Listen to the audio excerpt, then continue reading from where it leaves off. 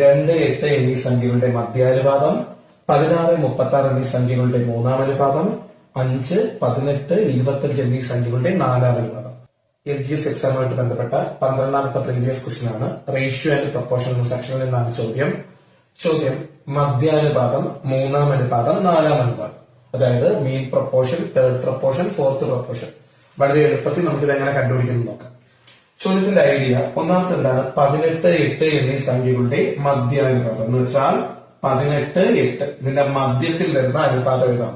അപ്പൊ നമുക്കിത് എ എന്ന് കൊടുക്കാം, ഇത് സി എന്ന് കൊടുക്കാം. അപ്പൊ നമുക്ക് ഇന്ന് അടുക്കത്തെ മധ്യാനുപാതം കണ്ടുപിടിക്കാൻ റൂട്ട് AC ആയിരിക്കും. അതായത് തന്നിരിക്കുന്ന ആദ്യത്തെയും ഈ മൂന്നാമത്തെയും സി ആയിട്ടുള്ള രണ്ടും തമ്മിൽ ഗുണിച്ചിട്ട് റൂട്ട് എടുക്കാം. നമുക്കൊന്ന് ചെയ്യാം.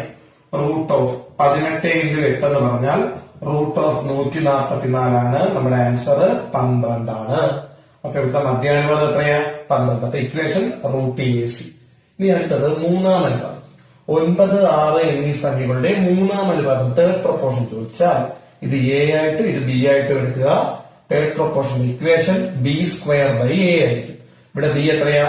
6 ന്റെ സ്ക്വയർ 36 ബൈ എ എന്ന് പറഞ്ഞാൽ 9 ആണ്. 36/9 4 ആണ്. ഇനി അവസാനത്തേതാ? നാലാം അനുപാതം, ഫോർത്ത് പ്രൊപ്പോർഷൻ. ഫോർത്ത് പ്രൊപ്പോർഷൻ ഇത് എ, ഇത് ബി, ഇത് സി. എയും ബിയും സിയും തന്നിട്ട് നാലാമത്തെ അനുപാതം ചോദിച്ചാൽ ഇക്വേഷൻ BC/A ആയിരിക്കും. ഇവിടെ ബി ഏതാ? 10, സി ഏതാ? 7 ബൈ എ 5 ആണ്. 5 10 2 പ്രാവശ്യം, 7 2 14 ആണ് നമ്മുടെ ആൻസർ. ഈ മൂന്ന് ചോദ്യങ്ങൾ നോക്കി. 2, 8 എന്നീ സംഖ്യകളുടെ മധ്യാനുപാതം, 16, 36 എന്നീ സംഖ്യകളുടെ മൂന്നാം അനുപാതം, 5, 18, 25 എന്നീ സംഖ്യകളുടെ നാലാം അനുപാതം ചെയ്തിട്ട് കമന്റ് ചെയ്യും.